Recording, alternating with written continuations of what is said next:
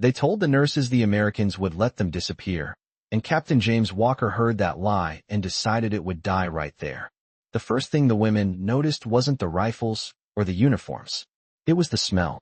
Not smoke, not ruin, just wet canvas and strong coffee drifting under a low sky the color of old steel. The road into the temporary holding area had been churned into mud by trucks and boots, and every step made a soft pulling sound, like the earth refusing to let go. The nurses moved in a tight cluster, hands visible, eyes lowered, sleeves still marked with faded red crosses stitched by tired fingers in bad light. They were not dressed for a parade, not dressed for mercy. They were dressed the way people dress when they expect a door to close behind them and never open again. Nurse Yumi Sato kept her chin steady, the way she had been taught in school, the way she had practiced in front of mirrors that no longer existed. She counted silently, 1, 2, 3. Each breath measured like a dose, each blink like a decision. Around her, the others carried the same quiet discipline. No pleading, no shouting, no collapsing into hysteria. They had learned what panic costs. They had also learned what rumors can do. And the rumor that followed them, like a second shadow, was simple. The Americans would punish first, ask questions later. On the other side of the rope line, the camp looked like a place built in a hurry by people who didn't plan to stay kind. Rows of olive-drab tents sagged under rainwater. A field desk sat under a tarp. A lantern swung gently, knocking its own light against the canvas wall in slow, nervous arcs. A medic washed his hands from a battered canteen, using more care than the cold deserved. Somewhere, an engine idled, then cut off, leaving a sudden hush that made every sound feel louder. The clink of a canteen cup, the creak of leather, the faint rattle of a dog tag when someone turned their head. Captain Walker stood near the desk, tall and still, his coat darkened at the shoulders from rain. He wasn't young, but he wasn't old enough to be tired of surprises. His face held the calm of a man who had learned to keep his thoughts inside his mouth, where they couldn't get anyone killed. Lieutenant Thomas Reed was a step behind him, holding a clipboard that had been re-warmed by his palm so many times it looked almost human. Reed watched the nurses the way soldiers watch everything, measuring distance, searching for threat, until his eyes snagged on something that didn't fit. One of the women had a blood pressure cuff folded neatly in her bag. Not contraband, not a weapon, just a tool, kept clean, kept ready, as if the world might suddenly remember it needed saving. Walker's gaze followed Reed's, then shifted to the women's shoes, worn flat, laces tied with care. Then to their hands, cracked knuckles, trimmed nails, no jewelry. Then to their eyes, not defiant, not begging, simply alert, like they were listening for a sentence that would decide the rest of their lives. A sergeant approached with a hard jaw and a louder voice than the rain required. He said something about processing and orders, words that could mean anything in a place like this. Walker didn't raise his voice. He didn't need to. He lifted one gloved hand, palm down, and the air itself seemed to settle. "They're medical," he said, each word placed like a weight. "They stay under my protection. No exceptions." The sergeant hesitated, not because he disagreed, but because he was doing the math of consequences. Reed felt his own stomach tighten. Protection wasn't free. Protection had a price, and the bill always arrived in the form of somebody else's opinion. Yumi watched Walker's mouth move, but she didn't understand the English. She understood the silence that followed, though. She understood the way the men around him stopped shifting their feet. She understood the way a decision, once spoken, could change the temperature of a place. A metal cup of water appeared on a crate near the rope, placed there without ceremony. A folded blanket followed, rough, army issue, smelling faintly of soap and storage. No one pushed it into her hands. No one made a show of it. It was simply there, an offering that didn't demand gratitude. Yumi's fingers hovered, then closed around the edge of the blanket. The fabric scratched her skin, real and stubborn. For the first time since the capture, she felt something sharper than fear.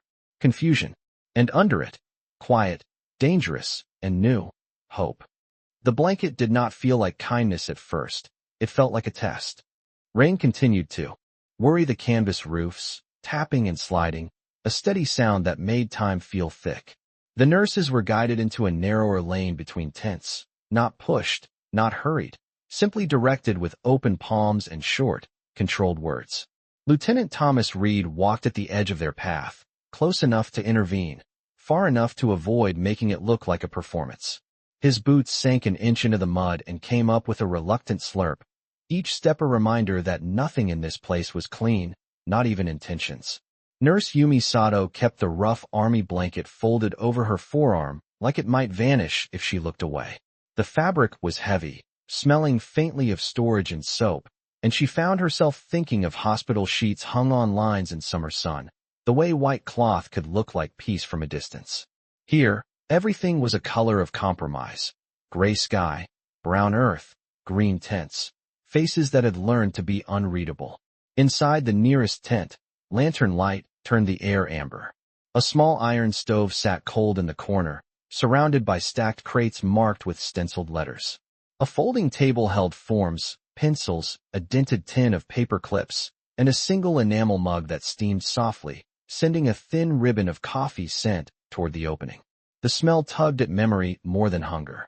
Yumi had not tasted coffee in years.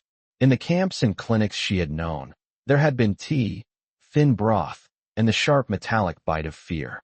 Coffee belonged to another world, a world where people argued about small things because they were allowed to imagine tomorrow.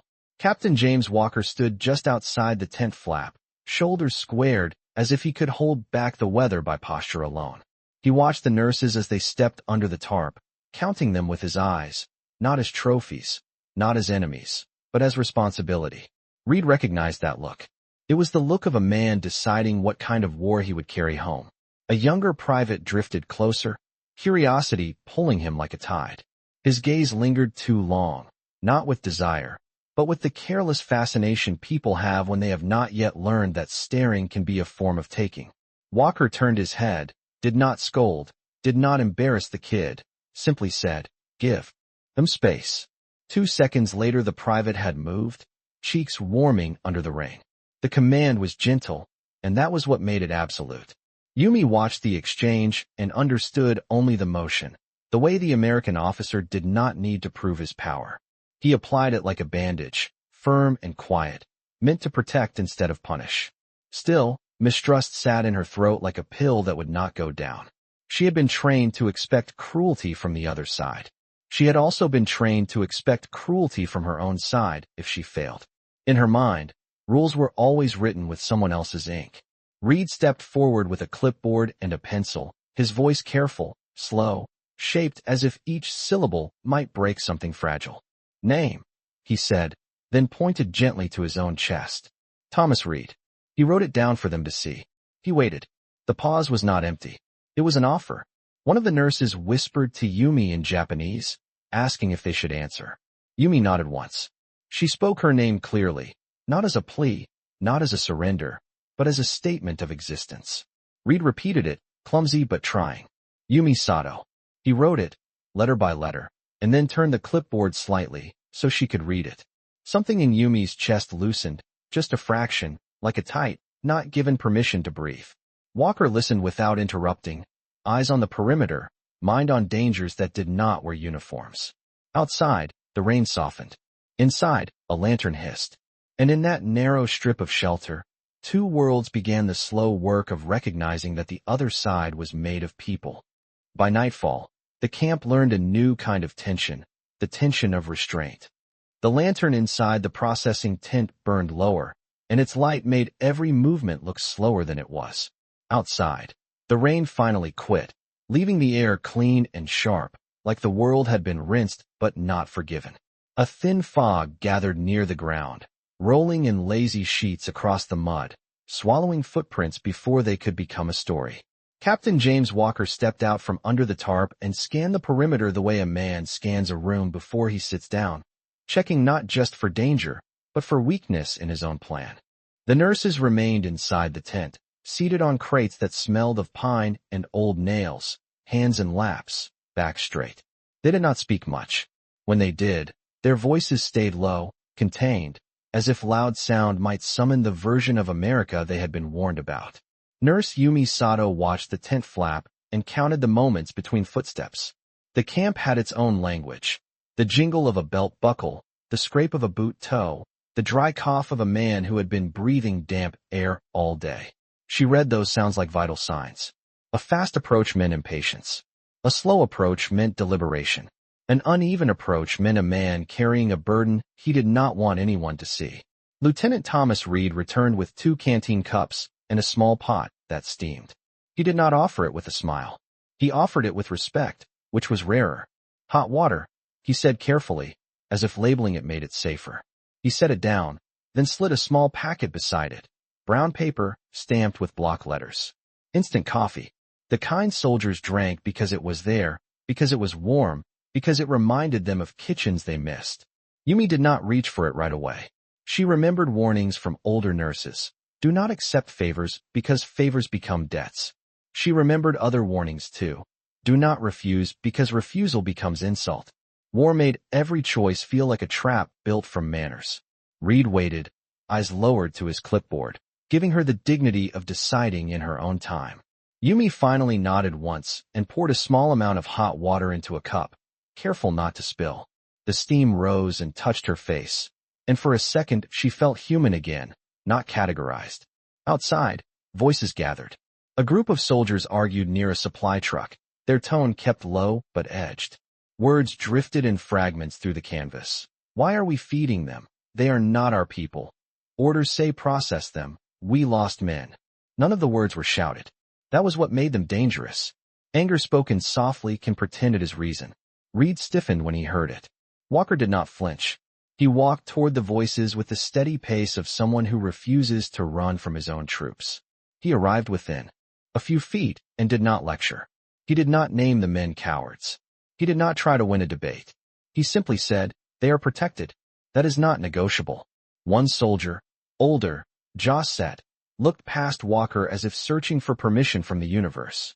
Captain, with respect, he began, and then stopped. Respect was a word that could be used as a knife. Walker held his gaze.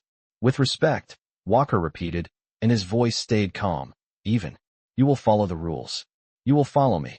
If you cannot do that, you will be reassigned. No threat of punishment. No spectacle. Just a boundary drawn like a line on a map. The group dispersed, muttering fading into the night.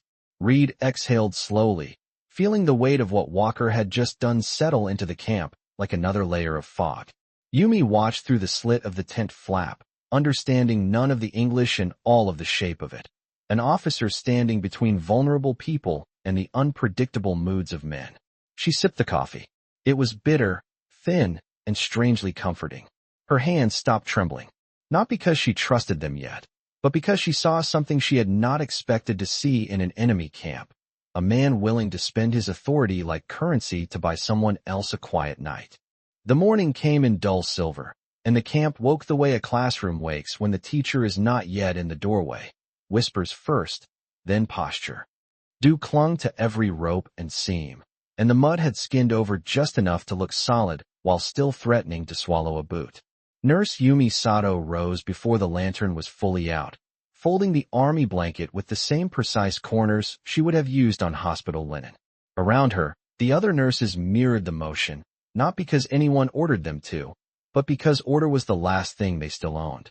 Outside the tent, the smell of coffee returned, stronger now, braided with the scent of wet grass and engine oil. Lieutenant Thomas Reed stood near the rope line with a clipboard, his shoulders tense, as if he had slept standing up. He watched a jeep roll in from the command road, tires crunching on gravel, and something in his face tightened. 2 men stepped out, clean compared to everyone else, their jackets less stained, their voices sharper. They carried paperwork like it was a weapon that did not need to be loaded. Reed heard the words before he saw the mouths clearly. Transfer, interviews, intelligence, procedure. Words that sounded official were often the most dangerous, because they made people stop asking if a thing was right. One of the men nodded toward the processing tent, eyes flicking over the nurses as if counting supplies. Reed moved immediately, intercepting with a polite angle of his body that still said no. Captain Walker has them, Reed said, voice even, hands open. The taller man did not argue with Reed. He spoke past him, as if Reed was air. Captain Walker will comply, he said, and he took one step closer to the rope. Yumi could not understand the words, but she understood the rhythm of command, the way it tried to turn people into objects. Her throat went dry. The rumor came back, loud inside her head, disappear. She felt the blanket slip in her grip, and she caught it, furious at her own trembling. Captain James Walker appeared from behind a supply tent, moving fast but not running, his coat unbuttoned, hat low, eyes already measuring the situation. He stopped 3 feet from the rope line, close enough to be heard without raising his voice. "Morning," he said, like a man greeting neighbors instead of confronting a storm. The taller official held out a folder. "We are taking them," he said. "Higher authority. Immediate." Walker did not touch the folder. "Under what order?" he asked, and his tone was calm in a way that made the air feel colder. The official tapped the paper with one finger. "This order." Walker finally took it, not like a concession, but like a doctor taking a chart. He read in silence. Reed watched Walker's face for cracks and found none. When Walker looked up, his eyes were steady. "This authorizes an interview," Walker said. "It does not authorize removal from my custody. It does not authorize separate holding, and it does not override the protections I have already documented." The second man scoffed softly, the sound of impatience dressed as confidence. "Captain, do not make this difficult." Walker handed the folder back as if returning a cup that was not his. "I am not making anything," he said. "I am enforcing standards." He turned slightly, not to threaten, but to include the camp in his decision. "Lieutenant Reed," he said, voice carrying without force. "Double the guard at the processing tent. 2 men at the flap at all times. No one enters without my presence." Reed answered immediately. "Yes, sir," relief and fear colliding in his chest, because he knew this was going to cost something. Walker faced the officials again. "You want to speak with them?" he said. "You will do it here. In daylight. With translation if possible. With my oversight. You will not intimidate them. You will not separate them. You will not turn medical personnel into leverage." The taller man's jaw worked, searching for a way to win without openly breaking the rules. He found none that would hold. He stared at Walker, then at the soldiers nearby who had paused to listen, then back at Walker. Finally, he nodded once, sharp and resentful, and stepped back toward the jeep. The engine started. Gravel spat under the tires as it turned away. Only after it left did the camp breathe again. Yumi watched Captain Walker without blinking. She still did not understand the language, but she understood the shape of what had happened. A man with power had chosen the harder path, and he had chosen it in front of witnesses. For the first time, her confusion stopped feeling like a threat and started feeling like a door cracked open. By late afternoon, the camp had stopped watching the nurses like a problem and started watching them like a fact. The change was subtle, almost embarrassing in its simplicity. It sounded like fewer whispers when the women walked past. It looked like a soldier turning his shoulder so a path stayed clear without making a show of it. It felt like the air giving them an extra inch of room to breathe. The processing tent had been moved a few yards closer to the main desk, not because the canvas needed better ground, but because Captain James Walker wanted it inside the camp's center of gravity, where every pair of eyes could witness what happened. Visibility was a kind of protection. Nurse Yumi Sato noticed how Lieutenant Thomas Reed posted 2 guards at the tent flap exactly as ordered, not men chosen for size or swagger, but men chosen for steadiness. They stood with hands behind their backs, not touching their belts, not shifting with impatience.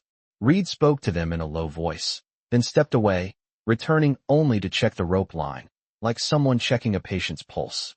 Yumi kept waiting for the cost of Walker's decision to arrive in a darker form. War did not usually allow clean victories. But the hours passed, and the camp remained controlled. Not kind, not gentle, but controlled. That was enough to change everything. A small detail did it first. A mess runner approached with a metal tray, hesitated as if he expected to be yelled at for bringing food to the wrong people, then set down a stack of plain bread slices and a pot of warm broth. No one announced it. No one demanded thanks. He simply placed it there and walked away quickly, as if kindness was contraband. One of the nurses, older than Yumi by a decade, bowed her head slightly toward the retreating back. The gesture was almost automatic, the reflex of a life trained in courtesy even when courtesy was not returned. Yumi tore a small piece of bread and held it, not eating yet, watching how the guards did not stare. The broth smelled of salt and onions, thin but honest. The heat rose from it and fogged the inside of the tin cup. She realized her hands were steady again. That was the second change. The first had been the blanket. The second was her own body remembering it did not have to shake. Captain Walker came by once, not entering the tent, not hovering, simply pausing near the flap as if checking a weather report. Reed handed him the clipboard with names. Walker read, then nodded, and Yumi saw his eyes pause on her name as if it mattered that it was spelled correctly. He spoke to Reed in a quiet tone, and Reed replied with the crispness of a man trying to hold a line against the tide. Then Walker's gaze shifted past the tent, to the camp road, to the places where trouble liked to arrive. He left without ceremony. That, too, felt like protection. He was not performing decency. He was working it. Later, when the sun dropped behind the hills and turned the wet ground copper, Reed returned with a folded map and a few supplies. Extra gauze, a bar of soap, a small tin of antiseptic cream. He placed them on a crate and pointed to the Red Cross patch on one nurse's sleeve, then to the supplies, then to his own chest. Medical, he said, slowly. He tapped the supplies again. For you. His voice caught slightly on the last word, as if he was not used to giving something without taking something back. Yumi looked at the supplies, then at Reed. Her English was thin, but she understood enough to feel the weight of the moment. In her world, resources were power. In his world, perhaps they could also be responsibility. She chose a simple gesture. She placed her palm flat against her own chest, then bowed her head a fraction, not as surrender, but as acknowledgement. Reed blinked, surprised by how much that small movement landed. He nodded once, awkward and sincere, then stepped back, giving her space again. Outside, a generator hummed. A pot clinked. A man laughed briefly at something across the camp, and the sound did not feel cruel. Yumi realized that the shock she had felt was changing shape. It was no longer the shock of expecting harm and finding none. It was the shock of realizing that some people, even in war, chose rules that protected the powerless. And once she saw that, she could not unsee it. That night, the camp quieted the way a town quiets after a storm. Not peaceful, just exhausted. The sky cleared enough to show a few hard stars, and the temperature dropped until breath turned faintly visible in lantern light. Inside the processing tent, Nurse Yumi Sato sat with her back against a crate, a pencil balanced in her fingers like it was something sacred. The pencil had been given to her by Lieutenant Thomas Reed without a speech, just a small nod and a look that said, "Use it well." Paper was rarer than food in war. So Yumi tore a strip from the edge of an old form and smoothed it with her thumb, pressing out the wrinkles as if she could press the world flat too. She wrote in Japanese, small and neat, the way she had been taught to write records in crowded wards. Date, location, names, observations. She did not write feelings. Feelings were for later. They did not strike us. They did not shout. They gave water. They gave a blanket. An officer stopped. Other men. The words looked strange on the paper, like facts from someone else's life. Across the camp, in a different tent, Captain James Walker wrote too. His notebook was Army issue, edges softened by use, pages stained by weather and fingers. He wrote in English, not for history, not for praise, but because if he did not put the day into words, it would sit in his chest and grow heavier. He listed what happened like a report. Medical personnel captured. Secured. Protected. Attempted removal by outside authority. Denied. Guard doubled. Supplies issued. Then, below the facts, he allowed himself one sentence that would never go into official channels. If we become the thing we hate, we have already lost. He closed the notebook and held it for a moment, feeling the paper's rough cover under his palm, grounding himself. Outside Walker's tent, Reed stood on watch for a stretch that was not technically his, staring into the dark where the camp road disappeared. He could still hear the tone of those officials from earlier, the way procedure can sound like permission. He could still feel the eyes of his own men, some grateful, some resentful, all of them measuring their captain's choices. Reed understood something he had not understood before. Protecting people did not always look like bravery. Sometimes it looked like paperwork, like standing in the way, like saying no to someone with a nicer uniform. It looked like taking responsibility for the weakest outcome and refusing to let it happen. Back in the processing tent, Yumi listened to the camp breathe. A generator hummed in the distance, steady as a heartbeat. A pot clinked softly. Someone coughed, and then laughed quietly, as if surprised to still be alive to laugh. One of the nurses beside Yumi murmured a prayer under her breath, then fell silent again. Yumi folded her paper strip twice and tucked it deep into a seam of her bag, hiding it the way she hid medical supplies. Close to the body, close to the truth. She was not naive. She knew tomorrow could change. She knew men could forget boundaries when they were tired or angry or embarrassed by their own mercy. But she also knew what she had seen with her own eyes. An American captain who treated protection like an order, not a mood. And that knowledge did something dangerous inside her. It softened her, not into trust, but into clarity. Across the camp, Walker sat for a moment with his back against a tent pole, listening to the same night. He did not know Yumi was writing too. He did not know she had memorized his face, not out of admiration, but out of survival. He only knew that a war could not be won in miles alone. It had to be won in minutes, in decisions, in the quiet spaces where a man chose what kind of power he would use. The lanterns burned lower. The guards held their posts. And in 2 different languages, on 2 different scraps of paper, the same truth was being recorded. There were still rules worth risking trouble for, and there were still people worth being careful with. The next day did not begin with a siren or a shout. It began with a problem that had no language. The sun climbed thin and pale, and the camp turned from night cold to morning damp, the kind of chill that sinks into canvas and stays there. Near the main aid station, a medic sat on an overturned ammo crate, his posture too careful, his hands moving with the slow precision of someone trying not to make a mistake that could not be taken back. A soldier lay on a cot nearby, face drawn tight, breathing shallow, sweat beading at the hairline despite the cool air. The medic had clean bandages and good intentions, but his eyes kept returning to a small red streak creeping along the edge of a dressing, a quiet sign that the body was not agreeing with the plan. Lieutenant Thomas Reed arrived with his clipboard, saw the medic's face, and understood immediately. They needed expertise, and they needed it fast, and pride was going to be the most expensive thing in the tent. Reed stepped outside and looked toward the processing tent where the nurses were being held. He hesitated only long enough to feel the weight of it. Asking for help would change the story his men were telling themselves. It would force them to admit that an enemy could still be a professional, still be valuable, still be human. Reed found Captain James Walker near the command desk, reading a report with his coffee untouched beside it, steam rising like a question. Reed spoke quietly, but there was urgency. Under the control. Sir, the aid station could use a trained hand. We have a case that is not improving. Walker did not ask for details in front of others. He simply closed the report, set it down, and said, "Bring Nurse Sato. Keep it orderly. No crowd." Reed nodded and moved quickly, already planning the path, already planning the faces he would have to manage. Inside the processing tent, Yumi Sato stood when Reed appeared, not because she was commanded, but because she had learned that standing first was a way to keep dignity. Reed pointed to his own eyes, then to the aid station, then mimed washing hands. "Help," he said, slowly, clearly. Yumi understood that word. She had understood it in every language since childhood. She looked at the other nurses, then at the supplies on the crate, then at Reed's face. His eyes were tired, but they were not cruel.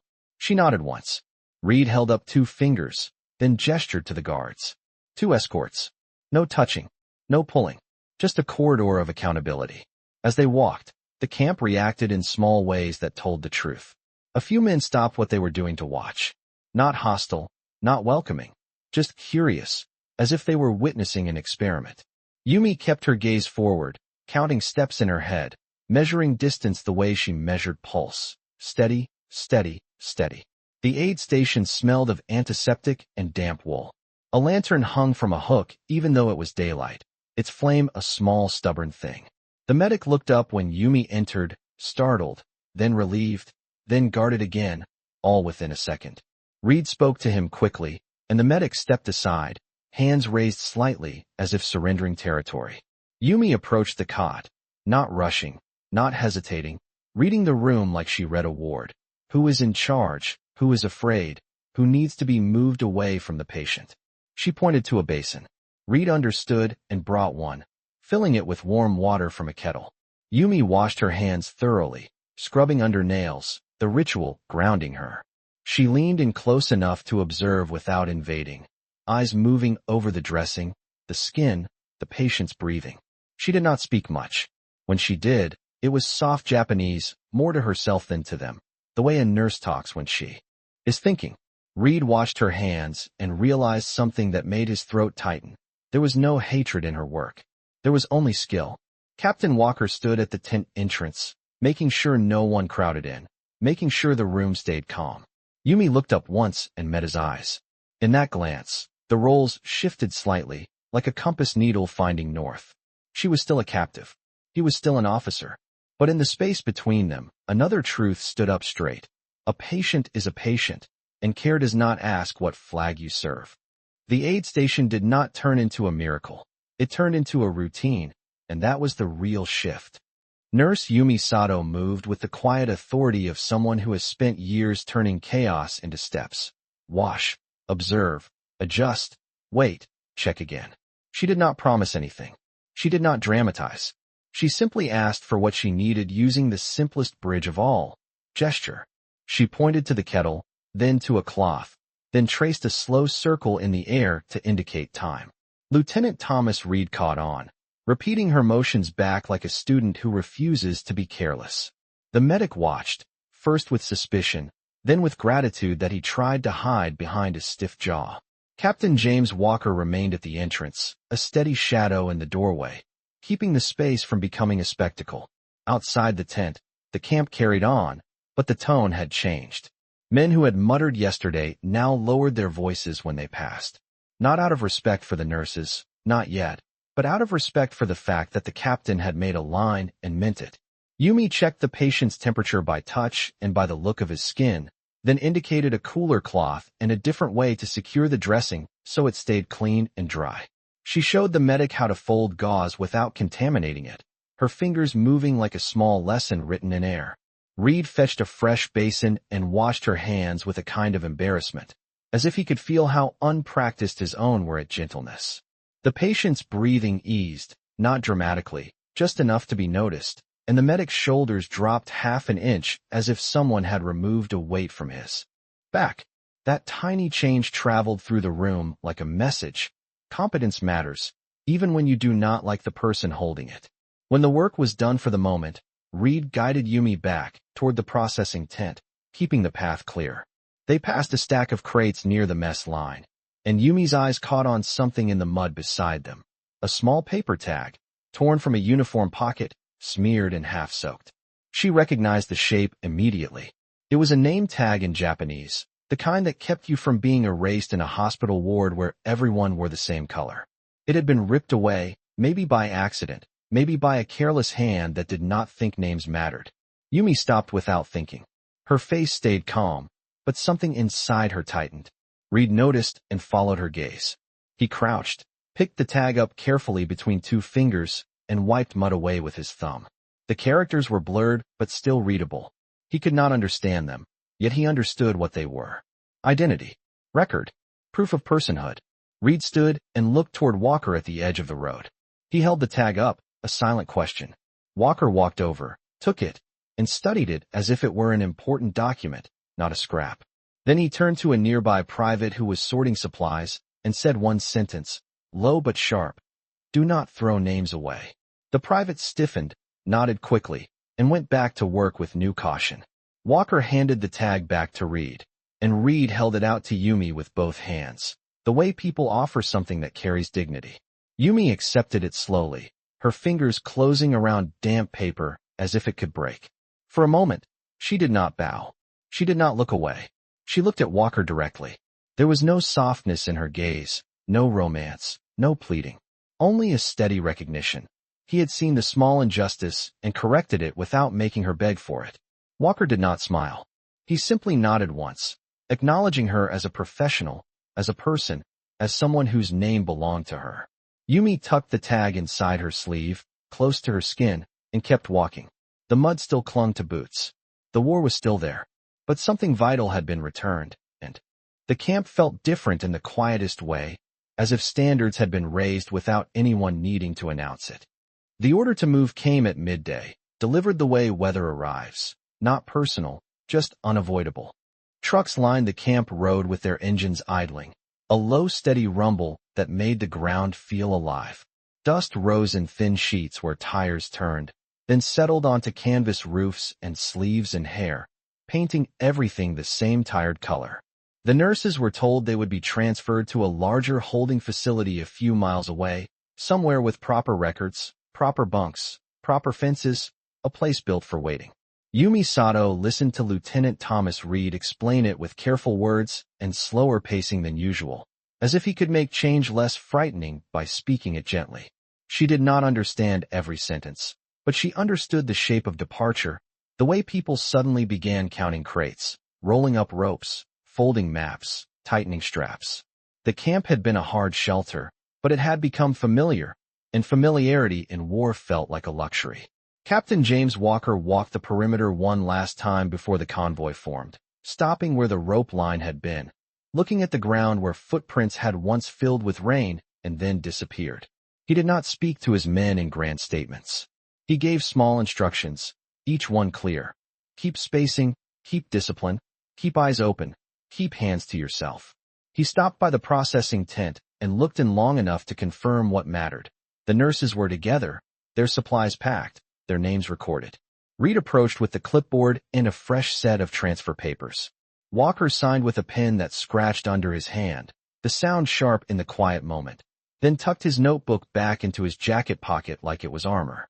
When the nurses stepped out, they formed a line without being told, not because they had surrendered, but because they understood procedure as survival. Guards flanked them at a respectful distance, 2 on each side, hands visible, no touching. Reed walked slightly ahead, clearing the path, his posture straight, as if his spine could hold the line Walker had drawn. As the first truck bed was lowered and the women began to climb up, a soldier from another unit drifted too close, curiosity or impatience pulling him toward the edge of their space. Reed turned his head, saw it, and felt the old tension return, that thin wire between order and something worse. Before Reed could speak, Walker stepped forward, not fast, not loud, simply present. He did not place a hand on the soldier. He did not humiliate him. He said 4 words, calm and flat, like a rule written in stone. No one touches them. The soldier froze, then backed away, face tightening in embarrassment. The moment passed in seconds, but it held weight, because everyone heard it, and everyone understood it. Yumi stood on the truck step with the blanket over her arm, and her name tag tucked safely inside her sleeve. She looked down at Walker. He met her gaze, steady as ever. There was no warmth offered for reward, no dramatic farewell, no promise of friendship. There was only a standard maintained to the very last second. Yumi lifted her hand, not waving, not reaching, simply placing her palm briefly against her own chest, a quiet gesture that meant, I see what you did. Walker nodded once, accepting it without taking credit.